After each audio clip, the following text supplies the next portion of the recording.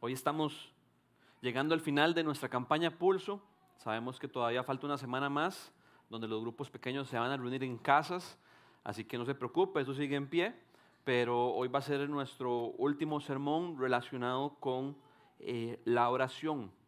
A lo largo de las últimas 3 semanas, Rodri nos ha estado compartiendo diferentes ángulos, perspectivas, de lo que implica que como creyentes llevemos una vida de oración delante de Dios. Y a veces podría parecer obvio, pero muchas veces es necesario hacer las cosas bastante claras. Yo quiero que ustedes sepan que si Casa 242, si el liderazgo de nuestra iglesia ha decidido hacer una pausa de nuestra predicación de Segunda de Pedro e invertir 4 semanas donde no solamente aquí en el púlpito, sino en nuestras casas, profundizamos sobre el tema de la oración, es porque es nuestro anhelo que como iglesia podamos crecer en ese sentido, que cuando estemos orando en comunidad cada vez oremos de una manera más ferviente, de una manera con más fe, que nuestros tiempos con el Señor en el día a día puedan crecer y que podamos experimentar la mano de Dios en nuestra vida. Y cuando pensaba en qué podía compartir para terminar la serie, quería como compartir algo que nos retara, pero al mismo tiempo como que nos animara. Y cuando pensé en eso, el Señor me llevó inmediatamente a Daniel capítulo 6. Yo sé que el libro de Daniel es uno de los profetas del Antiguo Testamento. Quizás algunos lo han leído, quizás otros no, pero es un libro que se caracteriza porque hay como eventos que hablan sobre el futuro, sobre el final de los tiempos, pero también hay como historias muy sobrenaturales. Y también aparecen nombres raros, como el famoso rey de Babilonia que se llamaba Nabucodonosor. Lo dije rápido, pero lo dije bien. Nabucodonosor. O la historia de estos 3 jóvenes, Sadrach, Mesach y Abednego, que por no adorar la estatua que Nabucodonosor había hecho, fueron arrojados a un horno en llamas y cómo Dios les salvó y preservó su vida. O también la historia de Daniel capítulo 6, donde Daniel fue arrojado al foso de los leones por no adorar al rey Darío. Y de esa última historia es que yo quiero compartir el día de hoy. Así que tienen sus Biblias, los invito a que la abran en Daniel capítulo 6. Vamos a estar leyendo la historia de Daniel y el foso de los leones. Y si usted se la ha leído a sus hijos, porque normalmente todas las Biblias de niños la incluyen porque es demasiado llamativa, ¿verdad? Ver a un hombre en medio de leones. Déjeme decirle que esta historia es real, no es un cuento de niños. Este pasaje es una narrativa, entonces vamos a leer los 28 versículos para que ojalá podamos transportarnos y ponernos en los pies de Daniel. Entonces Daniel capítulo 6 dice de la siguiente manera: para el control eficaz de su reino, Darío, ya Nabucodonosor había muerto, su hijo había muerto y ahora ya no era Babilonia el que estaba gobernando, sino que eran los persas y Darío era el rey de los persas. Para el control eficaz de su reino, Darío consideró prudente nombrar a 120 sátrapas y 3 administradores, uno de los cuales era Daniel. Estos sátrapas eran responsables ante los administradores a fin de que los intereses del rey no se vieran afectados. Y tanto se distinguió Daniel por sus extraordinarias cualidades administrativas que el rey pensó en ponerlo al frente de todo el reino. Entonces los administradores y los sátrapas empezaron a buscar algún motivo para acusar a Daniel de malos manejos en los negocios del reino. Sin embargo, no encontraron de qué acusarlo porque, lejos de ser corrupto o negligente, Daniel era un hombre digno de confianza. Por eso concluyeron: nunca encontraremos nada de qué acusar a Daniel, a no ser algo relacionado con la ley de su Dios. Formaron entonces los administradores y sátrapas una comisión para ir a hablar con el rey, y estando en su presencia le dijeron: que viva para siempre su majestad el rey Darío. Nosotros los administradores reales, junto con los prefectos, sátrapas, consejeros y gobernadores, convenimos en que su majestad debiera emitir y confirmar un decreto que exija que durante los próximos 30 días sea arrojado al foso de los leones todo el que adore a cualquier dios u hombre, que no sea su majestad. Expida usted ahora ese decreto y póngalo por escrito. Así conforme la ley de los medos y los persas no podrá ser revocado. El rey Darío expidió el decreto y lo puso por escrito. Cuando Daniel se enteró de la publicación del decreto, se fue a su casa y subió a su dormitorio, cuyas ventanas se abrían en dirección a Jerusalén. Allí se arrodilló y se puso a orar y alabar a Dios, pues tenía por costumbre orar 3 veces al día. Cuando aquellos hombres llegaron y encontraron a Daniel orando e implorando la ayuda de Dios, fueron a hablar con el rey respecto al decreto real. ¿No es verdad que su majestad publicó un decreto? Según entendemos, todo el que en los próximos 30 días adore a otro dios u hombre que no sea su majestad será arrojado al foso de los leones. El decreto sigue en pie, contestó el rey. Según la ley de los medos y los persas, no puede ser derogado. Ellos respondieron, pues Daniel, que es uno de los exiliados de Judá, no toma en cuenta su majestad ni el decreto que ha promulgado. Todavía sigue orando a su Dios 3 veces al día. Cuando el rey escuchó esto, se deprimió mucho y se propuso salvar a Daniel, así que durante todo el día buscó la forma de salvarlo. Pero aquellos hombres fueron a ver al rey y lo presionaron. No olvide su majestad que según la ley de los medos y los persas, ningún decreto ni edicto emitido por el rey puede ser derogado. El rey dio entonces la orden y Daniel fue arrojado al foso de los leones. Allí el rey animaba a Daniel, que tu Dios a quien siempre sirves se digne de salvarte. Trajeron entonces una piedra y con ella taparon la boca del foso. El rey lo selló con su propio anillo y con el de sus nobles, para que la sentencia contra Daniel no pudiera ser cambiada. Luego volvió a su palacio y pasó la noche sin comer y sin divertirse, y hasta el sueño se le fue. Tan pronto como amaneció, se levantó y fue al foso de los leones. Ya cerca, lleno de ansiedad, gritó, Daniel, siervo del Dios viviente, ¿pudo tu Dios a quien siempre sirves salvarte de los leones? Que viva su majestad por siempre, contestó Daniel desde el foso. Mi Dios envió a su ángel y le cerró la boca a los leones. No me han hecho ningún daño porque Dios bien sabe que soy inocente. Tampoco he cometido nada malo contra su majestad. Sin ocultar su alegría, el rey ordenó que sacaran del foso a Daniel. Y cuando lo sacaron no se le halló un solo rasguño, pues Daniel confiaba en su Dios. Entonces el rey mandó a traer a los que falsamente lo habían acusado y ordenó que los arrojaran al foso de los leones junto con sus esposas y sus hijos. No habían tocado el suelo cuando ya los leones habían caído sobre ellos y les habían triturado los huesos. Más tarde el rey Darío firmó este decreto. A todos los pueblos, naciones y lenguas de este mundo, paz y prosperidad para todos. He decretado que en todo lugar de mi reino la gente adore y honre al Dios de Daniel, porque Él es el Dios vivo y permanece para siempre. Su reino jamás será destruido y su dominio jamás tendrá fin. Él rescata y salva, hace prodigios en el cielo y maravillas en la tierra. Ha salvado a Daniel de la garra de los leones. Fue así como Daniel prosperó durante los reinados de Darío y de Ciro el persa.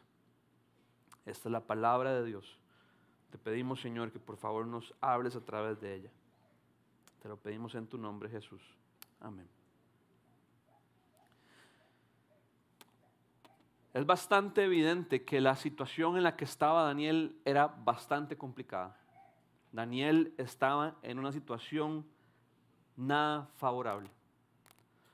Si prestamos atención al texto, podemos concluir que al menos tenía a 122 personas en contra suya. Habían 120 hombres que eran los sátrapas, que eran como los alcaldes de las ciudades. Y habían 2 administradores que se juntaron para ir a donde el rey y influenciarlo, movidos por envidia de que todo lo que Daniel hacía prosperaba, de que contaba con el favor de Dios, de que tenía el respaldo de Dios. para que el rey emitiera un decreto que sabía que eventualmente iba a poner a la vida de Daniel un fin. Ellos conocían a Daniel, sabían sus costumbres, sabían a quién él rendía adoración, hacia quién su corazón era leal, hacia dónde estaba su devoción. Pero no solamente eran 122 hombres, sino que más adelante en los versículos 6 y 7 nos damos cuenta que estos hombres fueron e hicieron una comisión y empezaron a juntar a todos los funcionarios, a los prefectos, a los consejeros y a los gobernadores. Es decir, llamaron a todos los funcionarios públicos y gubernamentales del imperio persa y dijeron, aquí hay que hacer algo para eliminar a Daniel. Porque ¿cómo es posible que un extranjero, que un judío tenga tanta prominencia en el reino de los de Persia?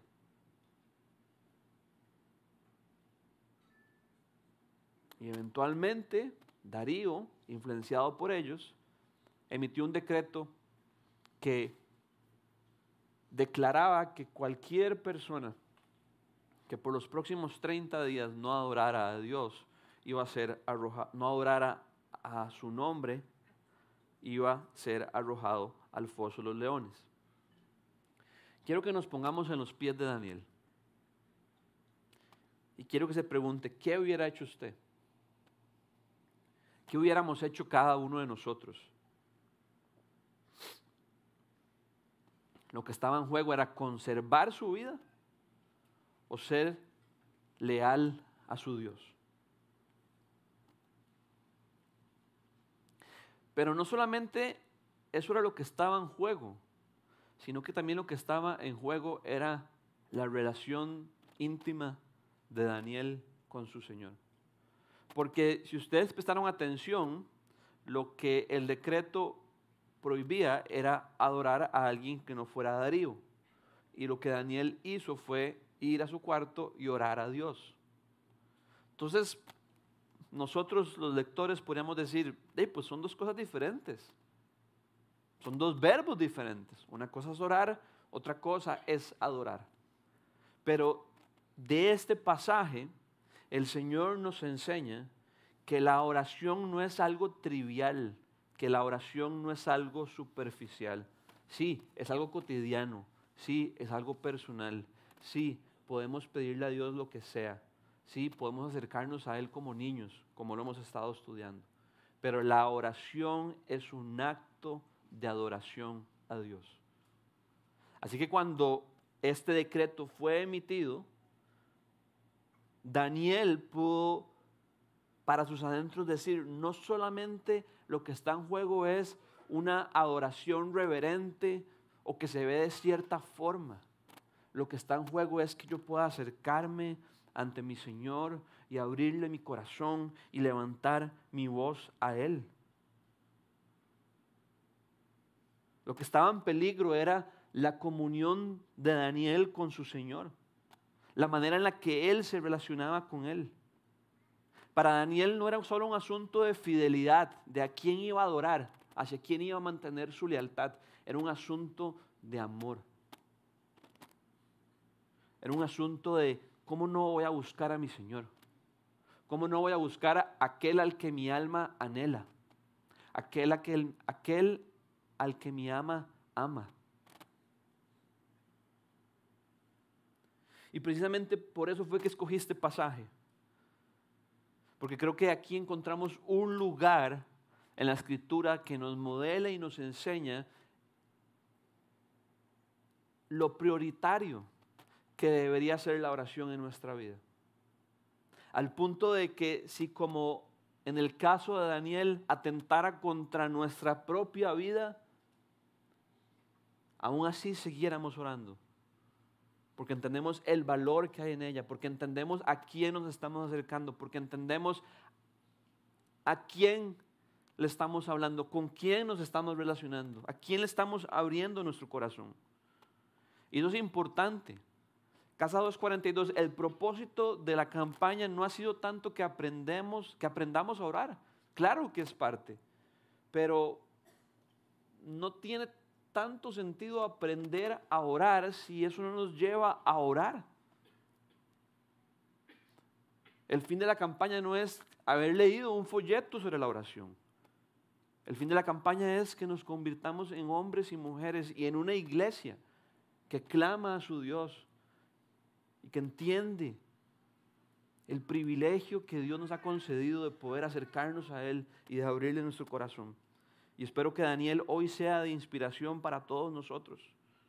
Para Daniel su vida de oración era tan importante que si nosotros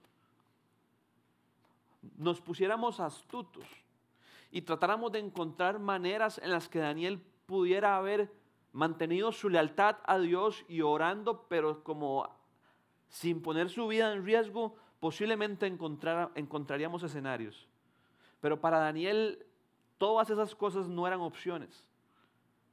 Quiero que nos imaginemos esos posibles escenarios, y yo creo que no tanto de Daniel, pero si somos sinceros, más bien nuestros. Son solo 30 días. No voy a adorar a Darío, pero tampoco voy a hacer algo como que externamente me ponga en riesgo. Entonces aquí es como mejor calladito, más bonito, como aquí esquineado, estamos en tiempos de guerra. No voy a adorar a Darío, pero tampoco voy a ser como muy externo. Tampoco voy a evidenciar mucho. Hace unos años Bernal me llevó a ver un clásico en el Morera Soto, y yo soy morado y yo no sabía si ponerme la camiseta o no, pero la llevaba en el asiento y Bernal me dijo, man, no se la ponga, no se la ponga, no se la ponga. Y cuando llegamos a la liga yo empecé a ver morados y entonces yo dije, aquí es poniéndomela. Y me la puse y es horrible, uno entra al estadio de la liga y uno siente que van a matar.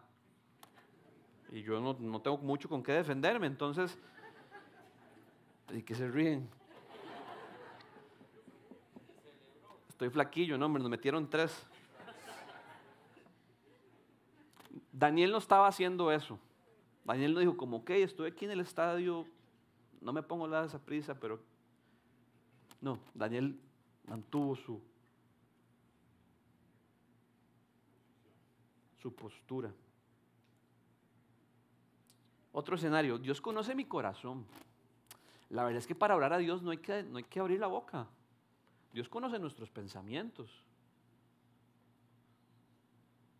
Y digamos, no hay nada teológicamente incorrecto en eso. La Biblia inclusive afirma que no ha llegado una palabra a nuestra lengua cuando Dios ya la conoce toda. Pero Daniel no estaba interesado en ser teológicamente correcto. Daniel estaba interesado en el Dios de su teología. Daniel estaba interesado en seguir teniendo comunión con ese Dios. En que ese Dios era digno de su adoración, de que ese Dios era digno de su corazón y por lo tanto él iba a seguir orando. Más bien, yo creo que lo que Daniel tenía en su cabeza era otra cosa. 30 días, están locos. ¿Se imaginan 30 días de no orar a mi Dios y por lo tanto no adorarlo? Para Daniel eso era inconcebible. Literalmente Daniel prefería morir que dejar de adorar y orar a su Dios. Y aquí de nuevo me imagino que su teología lo ayudó a razonar. ¿30 días de no adorar a Dios o perder mi vida con toda la eternidad a mi disposición para adorarlo por siempre? Y Daniel escogió la segunda. Me vino Daniel diciendo, Dios, te amo tanto. Tu presencia es lo que más anhelo en esta vida. Poder acercarme a ti y abrirte mi corazón y levantar a ti mi súplica es lo último que quiero sacrificar. Y yo me pregunto, ¿seremos nosotros así? Y si yo soy sincero, muchas veces la oración es lo primero que se cae. La semana pasada Rodri nos hablaba de los ritmos ajetreados y de la prisa y de vivir apurados y cómo muchas veces con esa agenda tan llena somos tan fáciles y tan propensos a descuidar nuestros tiempos con el Señor.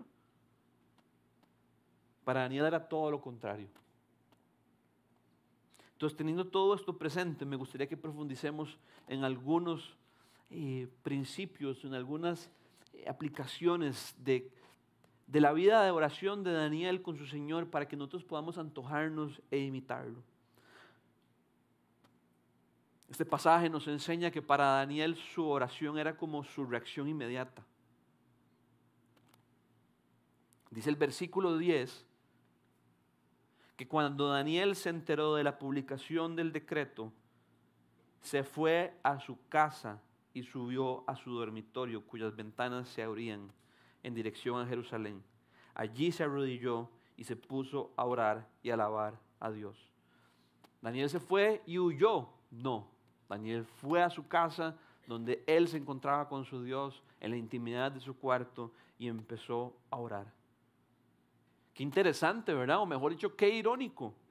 Daniel hizo inmediatamente lo que el decreto prohibía, a pesar de que eso ponía en riesgo su vida.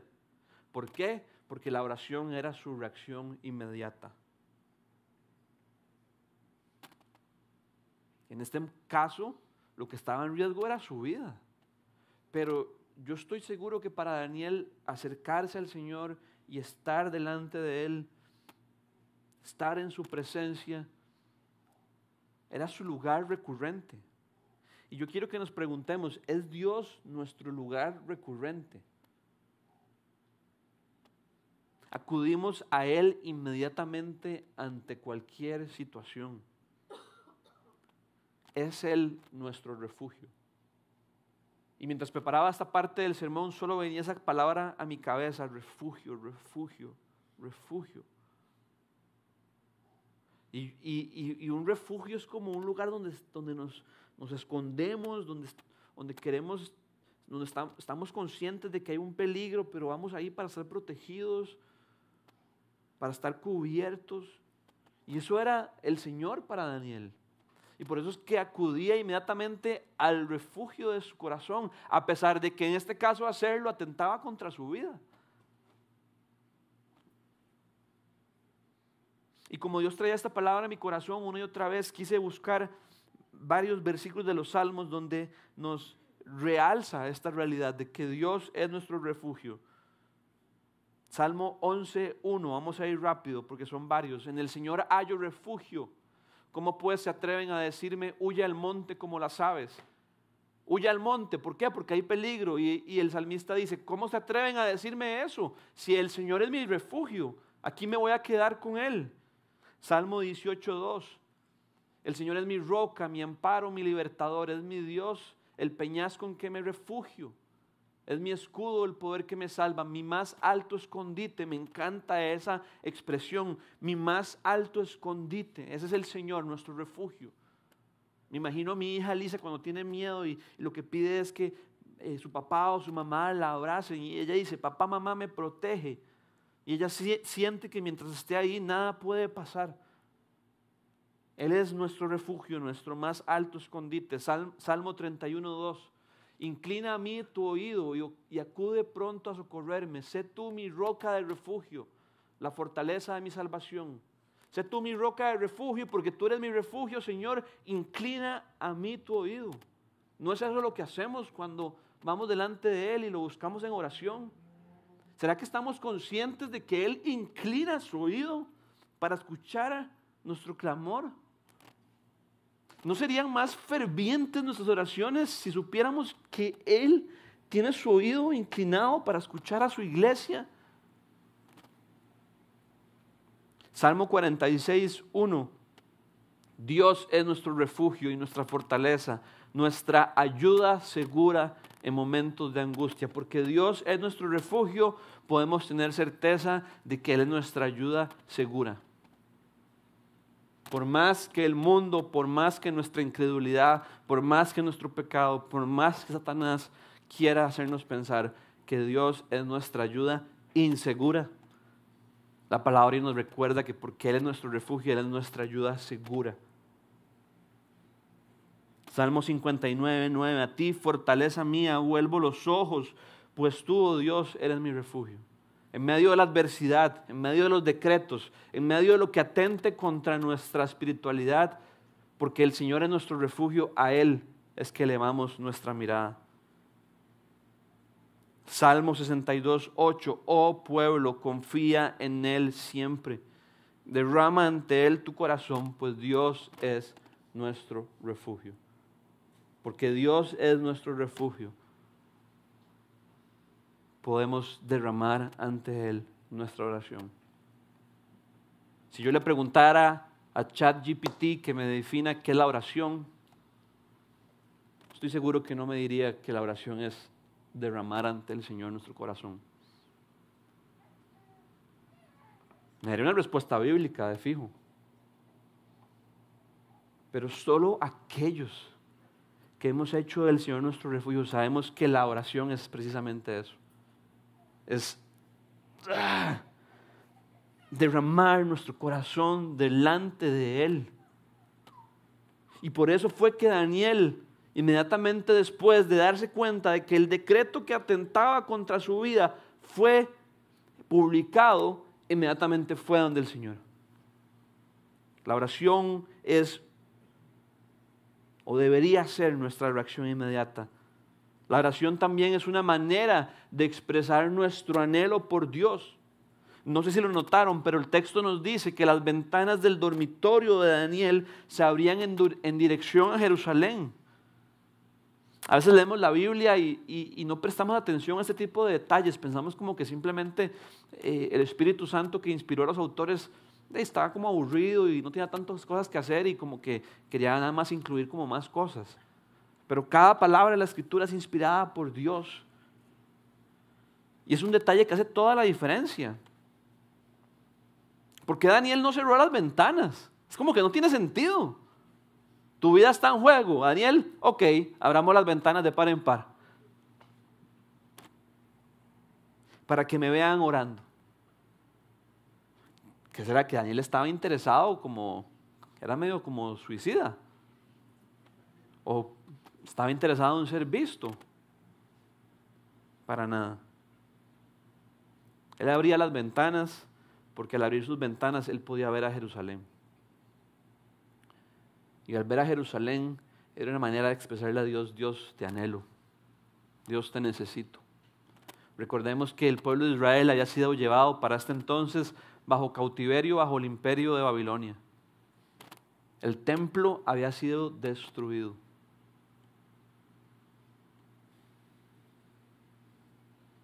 El lugar donde moraba la presencia de Dios en el Antiguo Testamento había sido destruido.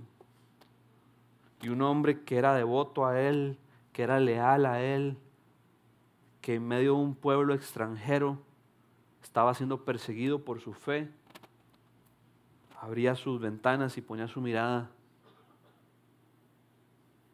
en la nación de Dios.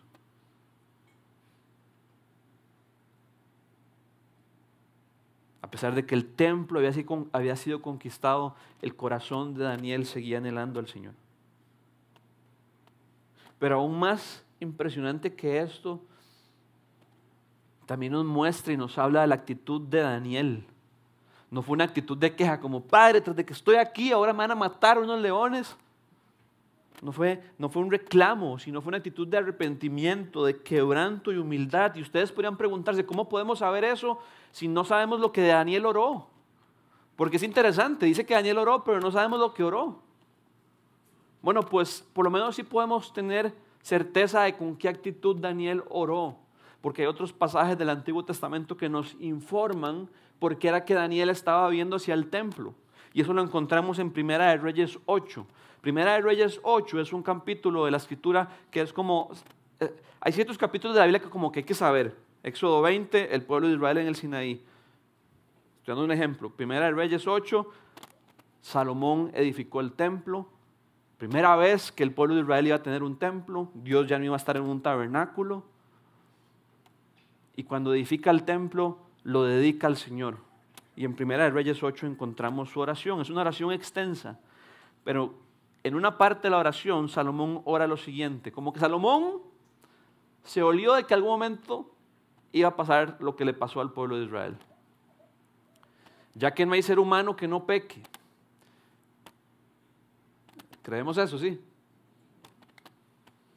Si tu pueblo pega contra ti y tú te enojas con ellos y los entregas al enemigo para que se los lleven cautivos a otro país lejano o cercano, si en el destierro, en el país de los vencedores, se arrepienten y se vuelven, vean la postura, se arrepienten y se vuelven a ti y oran a ti diciendo, somos culpables, hemos pecado, hemos hecho lo malo.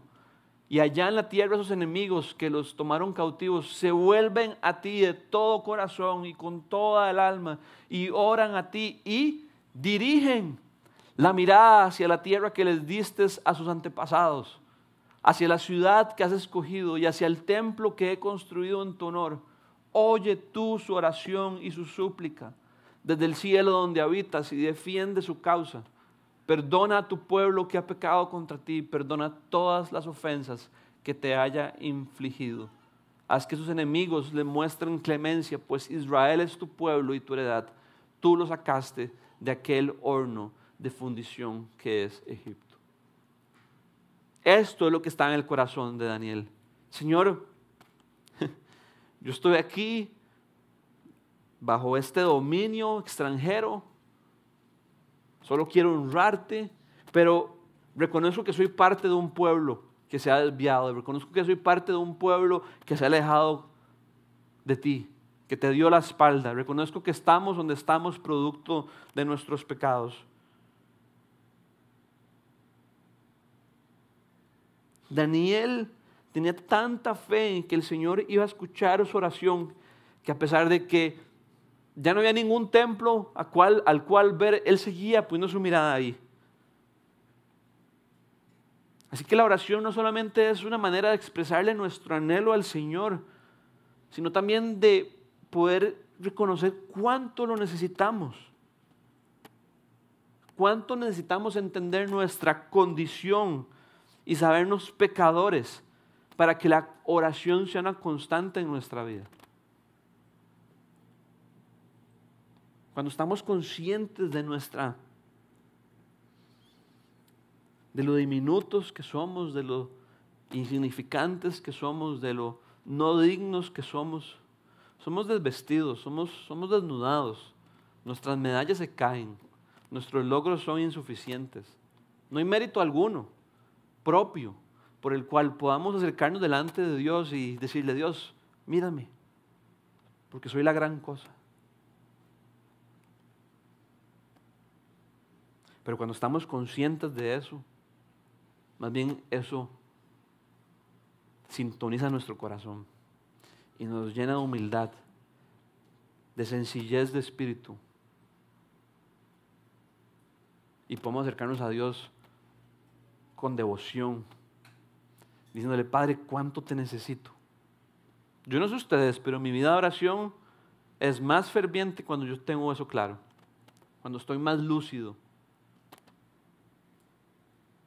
No sabemos si Daniel oró por un rescate divino o porque algún día su pueblo volviera a ser restaurado y el templo edificado, o quizás ambas. Lo que sí sabemos es que cada día que estuvo en Babilonia no dejó de anhelar a su Señor.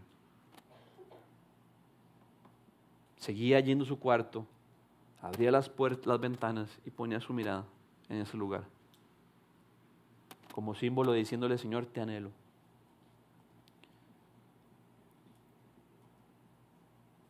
Hay veces que las canciones de reggae hablan de que estamos en Babilón. Y es cierto, la iglesia no ha llegado todavía a su destino final. Estamos en Babilonia. Somos extranjeros, somos peregrinos, estamos de paso. Y la oración debería ser como ese clamor de decir, Señor, te anhelo, Padre, anhelo tu presencia, te anhelo tanto. Anhelo estar contigo, Padre, cara a cara.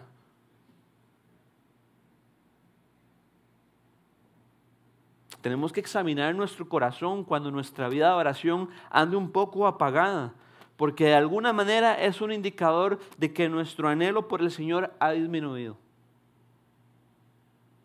Sería incongruente decir que tenemos un gran anhelo por Dios si nuestra vida de oración anda ralita. Y no hablo de tiempo, hablo de una postura. Hay un himno que me encanta porque una parte dice algo que es tan doloroso, pero que es real. Y por eso digo que es que hay que estar consciente de nuestra condición, porque cuando estamos conscientes de nuestra condición, todo cambia. Dice así: oh, de la gracia, qué gran deudor soy. Me levanto yo todos los días así, sabiendo que tengo una deuda con la gracia, una deuda que no puedo pagar. Cada día me siento obligado a hacerle. Que tu bondad como un grillete era lo que le ponían a los presos aquí en el tobillo para que no pudieran escaparse. Suena como un poco fuerte, pero es que este hombre estaba consciente de su condición, que tu bondad como un grillete ate mi corazón errante a ti. ¿Por qué, Señor? Porque reconozco, porque entiendo, porque sé que soy propenso a vagar, porque soy propenso a abandonar al Dios que amo. ¿Lo ha experimentado usted en su vida cristiana, que usted es propenso a abandonar a Dios? Cuando no estamos conscientes de eso, la oración no se ve necesaria. Pero cuando estoy consciente, qué propenso soy a abandonar a Dios. ¿Cómo puedo pasar de un momento a estar en el lugar más sublime y disfrutar de su presencia, y en otro momento estar tan seducido por el mundo y por mi pecado, y tan nublado mis afecciones por Él? Entonces, Señor, aquí está mi corazón, tómalo y séllalo para tus moradas celestiales, porque no quiero apartarme de ti.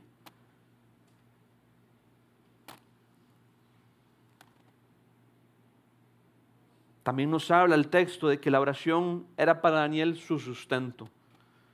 Dice que Daniel tenía por costumbre orar 3 veces al día. Y por el contexto fácilmente podemos deducir que no se trataban de oraciones espontáneas o de oraciones que él hacía mientras hacía otras cosas, lavaba los platos o doblaba la ropa.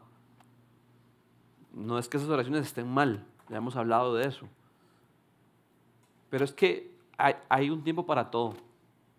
Y en ese tiempo para todo debería haber un tiempo para buscar al Señor de esta manera.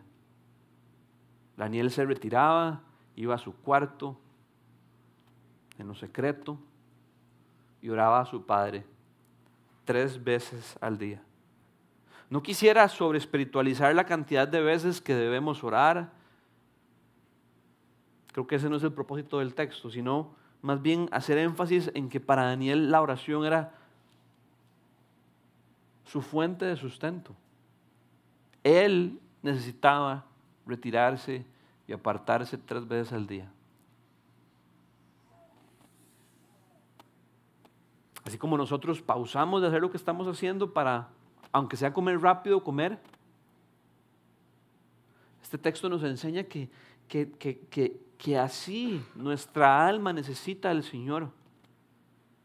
Necesitamos ser nutridos espiritualmente en la presencia del Señor. Es que cambia el chip.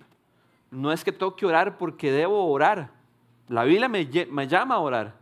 Pero es que oro porque entiendo que necesito que el Señor me nutra. Porque entiendo que lo necesito para enfrentar mi día. Porque entiendo que lo necesito para que el Espíritu Santo me ayude a librar la lucha de mi corazón. No es un asunto de cantidad, es un asunto de estar hambrientos. Y es un asunto de saber a dónde está el alimento. Hubo un momento durante el ministerio terrenal de Jesús donde Él empezó a subir un poquito el volumen a sus enseñanzas, y dice los evangelios que muchos lo empezaron a abandonar. Y Jesús se volvió a donde estaban los 2 y les preguntó: ¿ustedes también? ¿Será que quieren marcharse? Y Pedro, como cabecilla de los 12, contestó: ¿a quién iremos, Señor? Si solo tú tienes palabras de vida eterna. Cuando su alma está hambrienta, y quizás alguno dice: ¿cuándo mi alma está hambrienta? Quizás hay que devolvernos un paso antes y decir: Señor, dame discernimiento para saber que cuando estoy persiguiendo lo que este mundo ofrece, para saber que cuando estoy persiguiendo los apetitos de mi carne, es porque estoy hambriento. Es porque tengo un hueco en mi corazón que estoy desesperado por llenar. Abre mis ojos, Padre, para darme cuenta que estoy yendo detrás de un anzuelo que lo que quiere es destruir mi vida. Hay veces que no estamos conscientes de eso. Pero cuando estamos conscientes de eso, ¿qué hacemos cuando nuestra alma tiene hambre? Deberíamos decir, ¿a quién más voy a ir? Si solo el Señor tiene esas palabras de vida. ¿A ustedes les ha pasado? ¿Saben qué es lo que yo me llevo de esta campaña? Lo que el Señor me reveló. Que muchas veces yo he ido al Señor en oración y termino de orar y no le he abierto mi corazón. Y termino de orar y digo, no le hablé lo que ocupaba hablarle por alguna tonta y extraña razón. Entonces sigo hambriento. Porque el Señor no me nutrió, porque el Señor no me bendijo.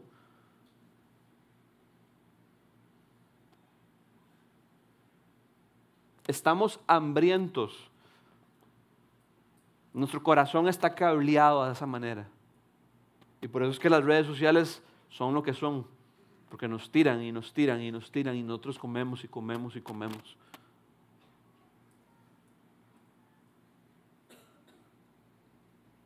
La oración para Daniel era no solamente su sustento, sino también era su arma.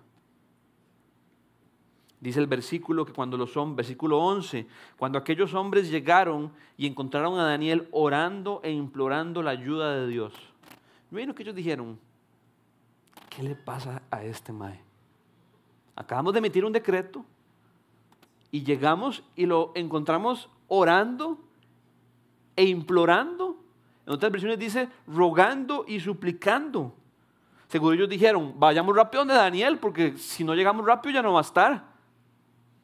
Porque agarró los chunches y se fue. Pero no, lo encontraron orando. Daniel no dijo como, ok, estoy en peligro, voy a contraatacar. Daniel no dijo, ok, estoy en peligro, voy a huir. No, Daniel dijo, estoy en peligro, me voy a armar. Y mi arma es la oración. Esto nos habla de que Daniel tenía fe en Dios, porque si no, ¿por qué razón alguna estaría orando? Así que el Señor no solamente es nuestro refugio en el sentido de que Él nos defiende, nos cubre, nos protege y en Él estamos seguros, sino que también Él es nuestra arma. Y cuando entendemos de que Dios es nuestra arma, por así decirlo, oramos, porque reconocemos que Dios es soberano, porque reconocemos que Dios puede hacer lo que quiera, porque reconocemos que para Él no hay nada imposible, porque reconocemos que Él es quien pelea nuestras batallas. Eso es lo que nos enseña nuestra Biblia. Eso es lo que cantamos, eso es lo que creemos, eso es lo que declaramos. Dios es soberano, Dios es todopoderoso. Para Él no hay nada imposible. Él puede hacer lo que quiera. A Él nada se le complica. Para Él todo es fácil. Él dice y se hace.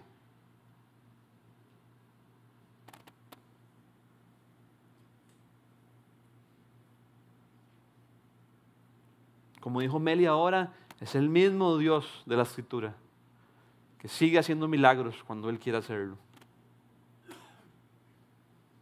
A veces sana y a veces no.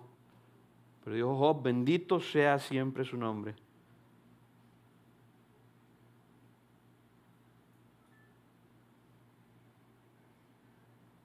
¿Será que siempre estamos conscientes de que ese es nuestro Dios?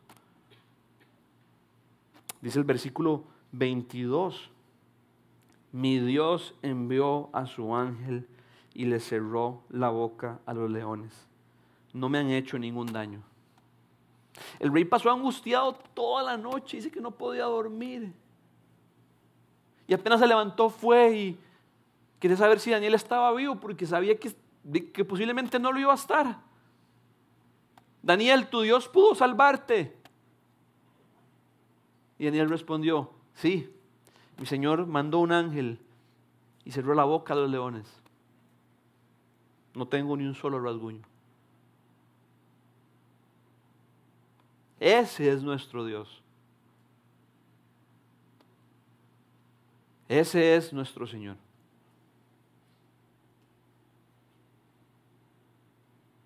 Que el Señor nos dé fe, que el Señor nos dé oídos, que el Señor abra nuestros ojos para saber en quién hemos puesto nuestra confianza. No deberíamos normalizar este tipo de cosas. El hecho de que yo le lea a mi hija el cuento, que no es un cuento, pero es que es como un librito, entonces por eso le digo cuento, y que salga Daniel abrazando a los leones, no debería ser como, qué lindo. Debería ser como, wow, ¿qué estoy viendo aquí?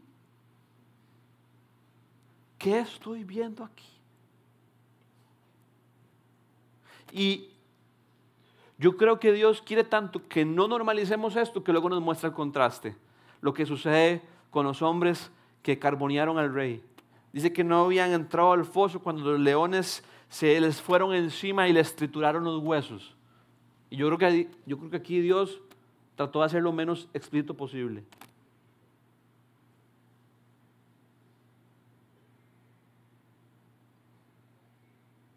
Eso fue lo que le tuvo que haber pasado a Daniel. Pero fue lo que no le pasó. ¿Habrá orado Daniel por su salvación? Lo que pasó habrá sido el resultado de lo que él le pidió a Dios. No lo podemos saber con certeza. Pero a mí me gusta creer que sí. Lo que sí podemos saber con certeza es que el Señor es soberano, que Él está por encima de todas las cosas, de que Él es el Rey, de que Él es quien gobierna y de que la oración, como dice Santiago, del justo es poderosa y eficaz. Y estas dos realidades, Casa 242, siempre coexisten. Caminan juntas de la mano. Lejos de decir, Dios es soberano, entonces ¿para qué voy a orar? Si Él va a hacer lo que Él quiera. Mi oración no influye, mi oración no sirve de nada. Una y otra vez lo que la Escritura nos enseña es al pueblo de Dios orando a su Dios. Precisamente porque sabe que es soberano y puede hacer lo que le plazca y puede hacer lo que Él quiera y para Él no hay nada imposible. Yo no quiero nunca más pensar en la historia de Daniel y decir, sí, Daniel y el foso de los leones. No, lo que quiero pensar es, qué grande es mi Dios. Es el Dios que está por encima de todos. Y porque es el Dios que está por encima de todos, ¿cómo no vamos a orar? ¿Cómo no vamos a abrirle nuestro corazón? ¿Cómo no vamos a decirle nuestros temores? ¿Cómo no vamos a decirle nuestros anhelos? ¿Cómo no vamos a decirle, Padre, cuánto te necesito? ¿Cómo no vamos a ir a Él cuando tenemos hambre y nuestra alma desfallece? ¿Cómo no vamos a confiar de que Él es Dios quien pelea nuestras batallas? Cierto hombre una vez dijo, cuando el hombre trabaja, el hombre trabaja. Cuando el hombre ora, Dios trabaja. ¿Cómo no vamos a creer que Dios trabaje en nuestra vida e intervenga en nuestra vida? Y finalmente aprendemos de que la oración es un medio que Dios utiliza para glorificar su nombre. Y esto debería motivarnos a orar más, porque una evidencia de que hemos nacido de nuevo es que lo que más queremos es que Dios exalte su nombre, de que Él sea quien reciba la gloria. Y de hecho esto fue lo que Jesús le enseñó a sus discípulos cuando le pidieron que les enseñara a orar. Jesús, enséñanos a orar. Y Jesús les dijo, ok, oren de esta manera, Padre nuestro que estás en los cielos, santificado sea tu nombre. Y ese santificado sea tu nombre no es tanto una declaración, es una petición. Y la petición lo que nos está comunicando es, Jesús, Padre, exalta tu nombre, ponlo en alto, que en todo el mundo sea santificado, que en todo el mundo las personas sepan que tu nombre es santo, que tú eres Dios, que tú estás apartado, que tú eres diferente a todos. Porque la oración se trata del Señor y se trata de que el Señor reciba gloria. Y eso fue precisamente lo que pasó con Daniel. Esta historia me encanta porque nos muestra el poder de Dios y su soberanía actuando de maneras tan palpables Cómo lo que en un principio fue decretado para que por 30 días todos únicamente adoraran al rey Darío, a través de Daniel y a través de la oración de Daniel, Dios lo transformó en un decreto del mismo rey Darío para que todo el mundo adorara al Dios de Daniel. Dígame si eso no es impresionante. Dígame si el Señor no está interesado en su gloria. Dígame si el Señor no está interesado en manifestarse en nuestra vida para que todo el mundo pueda decir, Él es el Dios real, Él es el Dios verdadero. Así es como termina el texto, versículo 25 en adelante dice, más tarde el rey Darío firmó ahora un nuevo decreto a todos los pueblos, naciones y lenguas de este mundo, paz y prosperidad para todos. He decretado que en todo lugar de mi reino la gente adore y honre al Dios de Daniel, porque Él es el Dios vivo y permanece para siempre. Su reino jamás será destruido y su dominio jamás tendrá fin. Él rescata y Él salva. Hace prodigios en el cielo y maravillas en la tierra. Ha salvado a Daniel de las garras de los leones. Casa 242, nuestro Dios rescata y salva. Hace prodigios en el cielo y maravillas en la tierra. Ese es el Dios que nos acercamos, ese es el Dios que oramos, ese es el Dios que suplicamos. Ese es el Dios delante del cual nos podemos acercar con confianza gracias al sacrificio perfecto de su Hijo Jesucristo. Jesucristo ha abierto un camino para que nosotros, pecadores, podamos tener comunión con un Dios santo. Porque a través de nuestra fe, nuestros pecados han sido lavados, han sido perdonados y podemos acercarnos con confianza. ¿Cómo no acercarnos con confianza? ¿Cómo no seguir orando? ¿Cómo no seguirlo haciendo aun cuando nuestra propia vida esté en riesgo? Porque sabemos que estamos orando al Dios que rescata y salva.